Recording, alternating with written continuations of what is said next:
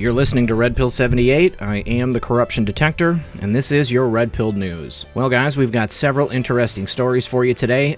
Joe DeGenova speaking out on Spygate, something about an executive order that President Trump is floating around in regards to censorship in the tech companies, and also a disturbing story from Hollywood. This is the world we live in. Well, first of all, I wanted to go over this post that Hulkinator had sent over. This is from Vote, and somebody put together a couple of our favorite Anons posts, and it makes a lot of sense. So it starts out, we have everything. How can you use what we know? How do you legally inject or make public use as evidence? What are we witnessing unfold? Trust the plan. The 24-hour warning was for them. Our favorite Anons team was letting them know, you have 24 hours to reconsider what you are about to do. If you decide to go ahead with it after 24 hours, you are effed. 24 hours later, Ray drops that 17 Anon followers are domestic terrorists. How do you inject NSA evidence into a court case? You make the target of your enemy a terrorist group. NSA evidence can only be used in a court of law if it is a terror attack. The baddies realized they couldn't blame the El Paso attack on our favorite Anon now because the NSA would get involved. But they still thought Ray was on their side, so they blamed the attack on Trump and Bernie and white nationalism. Now, thinking they'd be safe, but no, the FBI yesterday still labeled it a domestic terror attack. They thought they still had the FBI. Now the NSA is involved and evidence can be injected. Then yesterday, Trump said that AG Barr was going to assemble a red flag bill that would include the death penalty for perpetrators of these crimes. The baddies now know that the NSA is involved and they are not in a good position. They can't pass the bill that will get several of their players the death penalty, and they sure as heck can't sit on their hands right now. This is going to unravel fast and they have no idea how to get ahead of it. Ray effed them. This is how the awakening starts. You're gonna kill us? Are you kidding me? Wait an effing minute. What about our effing kids? The school incidents? No effing way. No effing way. They can smash their phones. They can drop their PC out a 10-story window. It doesn't matter this time. It was an effing terror attack and you lose. Imagine for a second you're downtown. You're just walking along the sidewalk minding your own business when suddenly a horn blares. You look around and there's a truck. It's completely out of control and it's bearing down on you. Would you just stand there and look at it? Of course you wouldn't. Right now, there is a truck bearing down on all of us, and there are horns blaring all over the place. I'm talking about the stock market. It's out of control, it's way too high, and the brakes are failing. You need to jump somewhere safe and let it roll past you. Precious Metal Alley is your escape, and Noble Gold knows the way there, and their analysts are lining up in favor of gold. Phil Flynn, a senior market analyst at Price Futures Group, says gold is definitely in breakout mode. That's going to go higher. The sleeping giant has awoken, spurred by the Fed's and ECB's more dovish rate outlook, along with a spattering of geopolitical risk. Give them a call now, and they'll show you how to survive the collision that's coming.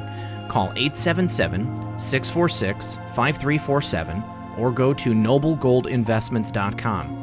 Call today, and if you qualify for a gold or silver IRA, you will receive a free 5-ounce America the Beautiful silver coin delivered to your doorstep for free. So call and see if you qualify for this offer. Once again, that's 877-646-5347. So basically, they were trying to set us up, but instead, based on the incredible intelligence of the Trump team, our favorite Anon, and the NSA, they ended up setting up themselves. So now we are going to watch this unfold. Mark my words, guys, we are comfy. We are in a good position. You have nothing to worry about. President Trump, God, and our favorite Anon are in control of this situation. All right, and we're going to start with some good news today. President Trump and the White House are drafting an executive order to tackle tech giant anti-conservative bias. It's no secret that Facebook and Silicon Valley tech giants discriminate against conservatives. Facebook has been eliminating traffic to conservative websites since the 2016 election. Facebook eliminated page views to a majority of top pro-Trump conservative publishers following that 2016 election. And Facebook continues to wipe out pro-Trump conservative publishers. Over the weekend, the Gateway Pundit posted an article on the El Paso mass incident. The Walmart person posted a manifesto online before he proceeded to take out 21 people at that store. The Gateway Pundit contributor Byron McKeeby reported on Saturday night that the manifesto was written by a white supremacist progressive. himself. The individual in question was without a question a progressive. Rush Limbaugh echoed this sentiment today on his show. But the leftists running Facebook would not allow this story to be posted. Truth is the new hate speech. Facebook denied access to our reporting, blocking users from seeing or posting our content. Here are a couple of the many emails we received this weekend. First one says, you need to post the article on the El Paso Incidents Manifesto to Facebook. Facebook will not allow me to post it. Thank you for reaching out to Gateway Pundit. We will review your message and get back to you. Found it on your page. Facebook is not allowing it to be shared. And another message showing the exact same. On Monday, the great Rush Limbaugh ran a segment on Google and Facebook and how the social media giants threaten our elections. Then Rush Limbaugh brought up how Facebook has censored the Gateway Pundit page. From Rush Limbaugh, he said, I think it's a far, far bigger threat that Google and Facebook pose because the threat they pose is largely invisible. They're not out on the front lines. Google is not out manning phone banks. They're not running around town registering voters per se. What they are doing is engaging in constant human manipulation. And I think this is a situation that we're on the verge of seeing become reality. Now, we've all heard the stories about how Google and Facebook are censoring conservative content. Whole websites, whole blogospheres, individuals, and then an individual tweet. I had a friend who simply clicked on a link to the website The Gateway Pundit, and Facebook sent them a warning saying that this is a dangerous site. You should monitor this site. We will be monitoring this site. You should restrict your usage of this website.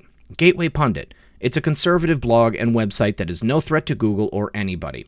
Thank you, Rush Limbaugh. We've been reporting on this for over a year. I'm so happy to see that big names like Rush are picking this up. On Wednesday, news broke that the Trump White House is drafting an executive order to tackle this very issue, and it's great news for our country. Politico reported that the White House is circulating drafts of a proposed executive order that would address allegations of anti-conservative bias by social media companies, according to a White House official and two other people familiar with the matter. A month after President Donald Trump pledged to explore all regulatory and legislative solutions on the issue. None of the three would describe the contents of the order, which one person cautioned has already taken many different forms and remains in flux. But its existence and the deliberations surrounding it are evidence that the administration is taking a serious look at wielding the federal government's power against Silicon Valley. If the internet is going to be presented as this egalitarian platform and most of Twitter as liberal cesspools of venom, then at least the president wants some fairness in the system, the White House official said. But look, we also think that social media plays a vital role. They have a vital role and increasing responsibility to the culture that has helped make them so profitable and so prominent. Two other people knowledgeable about the discussions also confirmed the existence of the draft order. None of the three people could say what penalties, if any, the order would envision for companies deemed to be censoring political viewpoints. The order, which deals with other topics besides tech bias, is still in the early drafting stages and is not expected to be issued imminently. Well, guys, in my opinion, this is really, really good news. It means that President Trump has been listening to us, he has been watching, and he has been trying to decide exactly what needs to be done.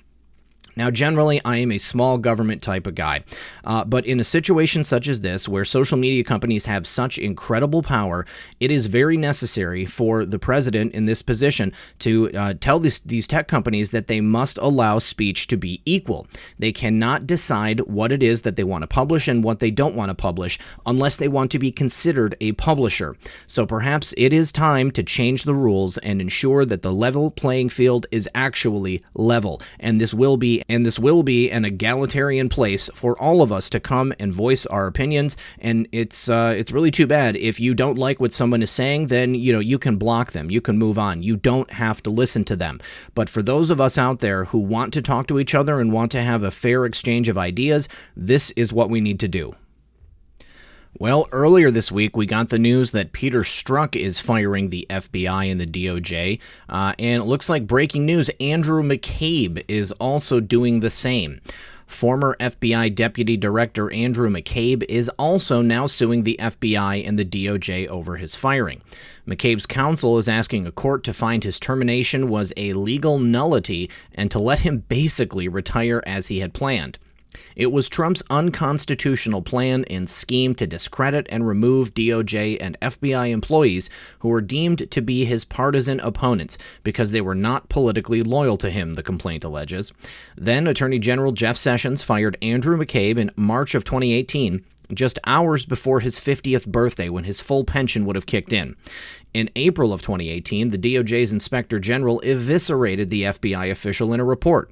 DOJ IG Michael Horowitz said that McCabe lacked candor, that means he lied, several times, including under oath. McCabe's lawsuit against the Trump administration comes just one day after former FBI counterintelligence chief Peter Strzok filed a similar lawsuit over his firing. Just like Peter Strzok, McCabe was involved in the attempted coup to remove President Trump from office.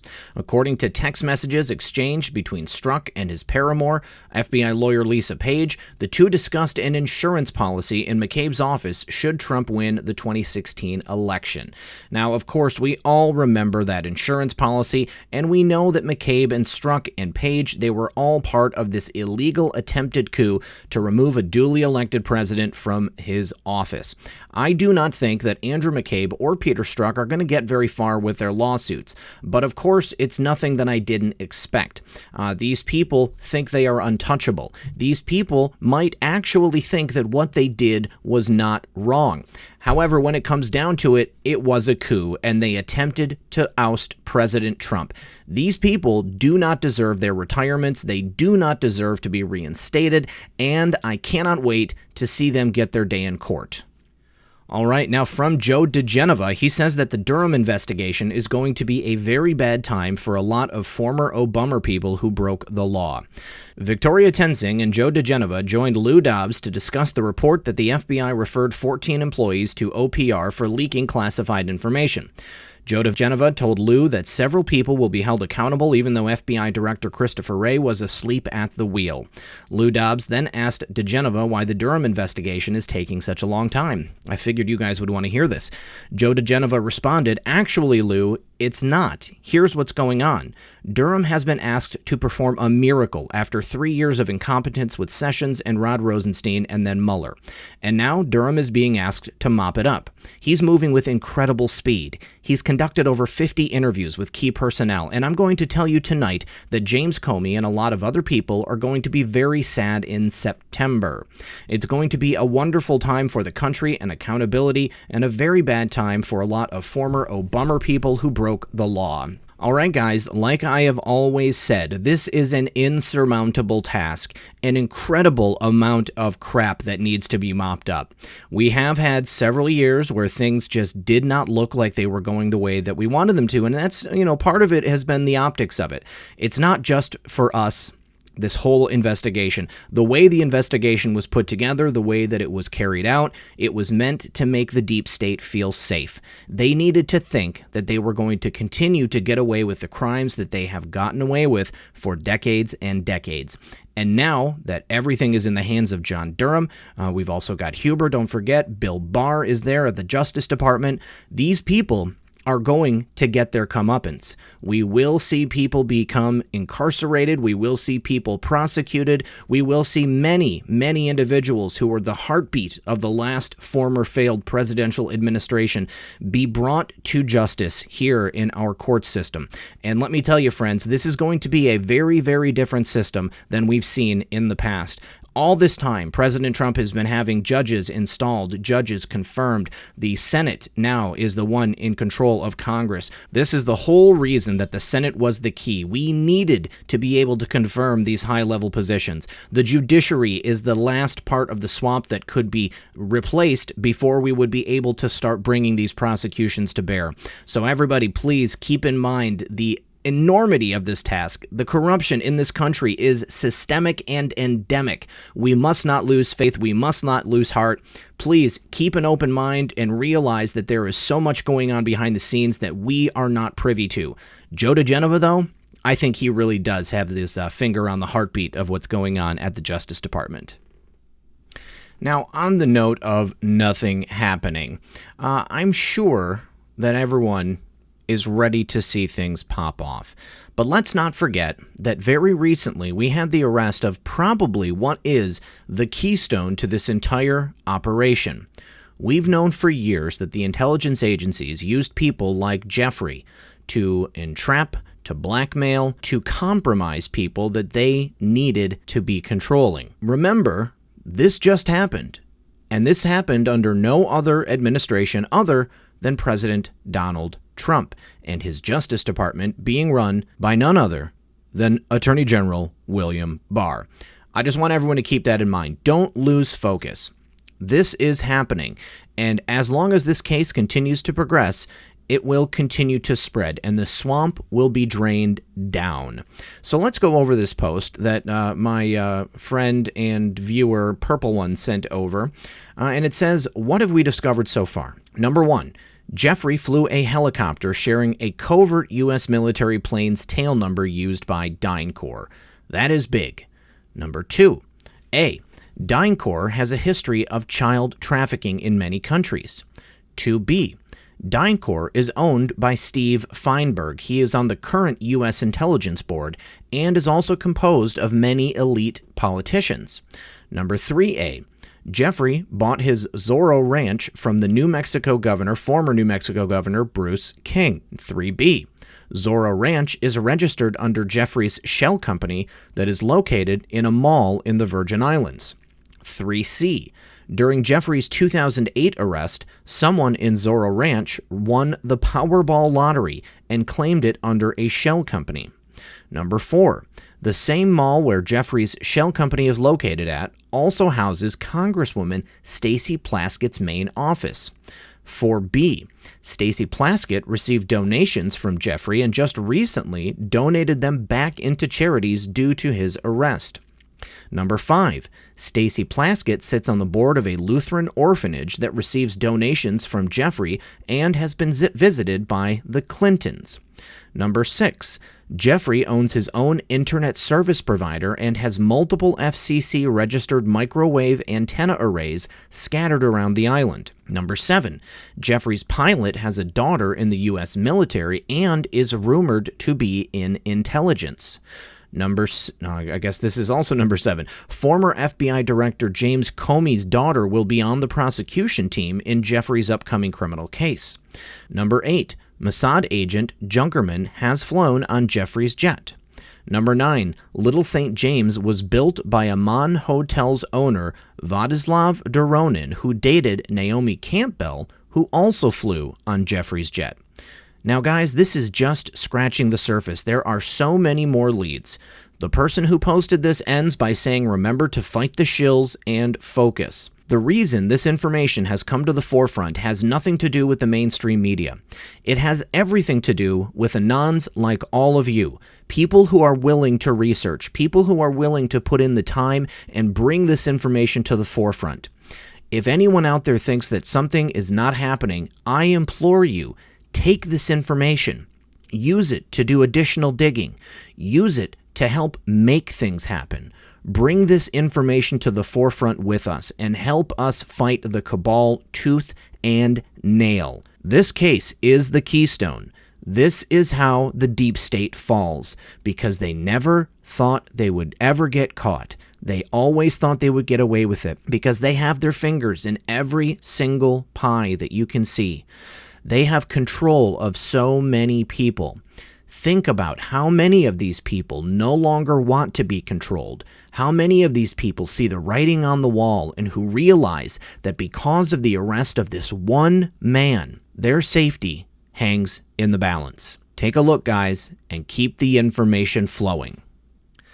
All right, and finally, this is just a disturbing story. There's a new film that's satirizing the murder of deplorables, and it's being ripped on social media after these mass casualty events that took place over the weekend. Now, it's set to hit theaters on September 27th, but it's already making waves. The movie review site Rotten Tomatoes describes the plot of The Hunt this way. 12 strangers wake up in a clearing. They don't know where they are or how they got there. They don't know they've been chosen for a very specific purpose, the hunt. In the shadow of a dark internet conspiracy theory, a group of globalist elites gather for the very first time at a remote manor house to hunt humans for sport. But the elites' master plan is about to get derailed because one of the hunted, Crystal, knows the hunter's game better than they do. She turns the tables on the killers, picking them off one by one as she makes her way toward the mysterious woman two-time Oscar winner Hilary Swank at the center of it all. Well, so much for spoilers. There's the whole movie in one paragraph. But the movie, a satire that used ultra-violence as its main vehicle that was initially set to be titled Red State versus Blue State, has prompted outrage after two mass casualty events over the weekend left 32 dead and 57 wounded. One major topic is the fact that the globalist elites are hunting down and killing deplorables, a term Hillary Clinton used to describe supporters of President Trump during the 2016 presidential campaign. The hubbub prompted some networks to stop airing ads for the movies, and social media exploded over the topic. In this tweet from Linda Valdivia, Universal is releasing a horrific movie about hunting down people called The Hunt. They pulled the ads, but they have not stopped its release. Absolutely irresponsible movie and fosters hate and killing of people who don't believe the same as the hunters. Hollywood should be ashamed. Another Twitter user wrote, I just read a report on the movie The Hunt that comes out soon. This is why I can't pick a side. A movie about rounding up a group of deplorables and hunting them is okay. Put all the gun laws on the books, but we are entertained by a movie about killing Trump supporters?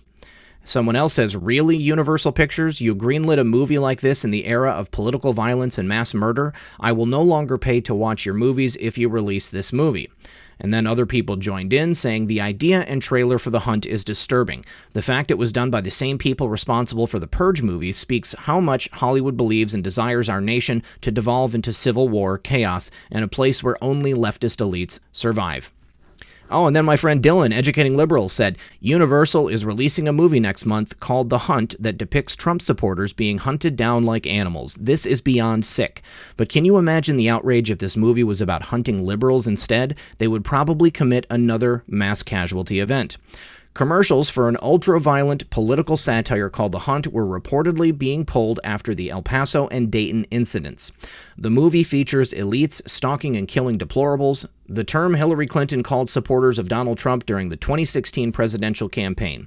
The Hollywood Reporter writes, over the August 3rd weekend, ESPN pulled an ad for the film that had been previously cleared, while AMC ran the spot during the season premiere of its drama The Preacher. It's unclear whether the ads were identical, but the one yanked by ESPN opened with a sound resembling an emergency broadcast signal. A rep for ESPN parent Disney declined to comment on the movie, but an ESPN source says no spots for the film will appear on the network in the coming weeks. Now, you can watch the trailer for yourself if you'd like to see it. I did see it, and I do agree that the idea for this movie is quite disturbing. However, what I do like about the movie is that the deplorables who have been rounded up and set for the hunt actually turn the tables on the liberal elites that have been trying to kill them.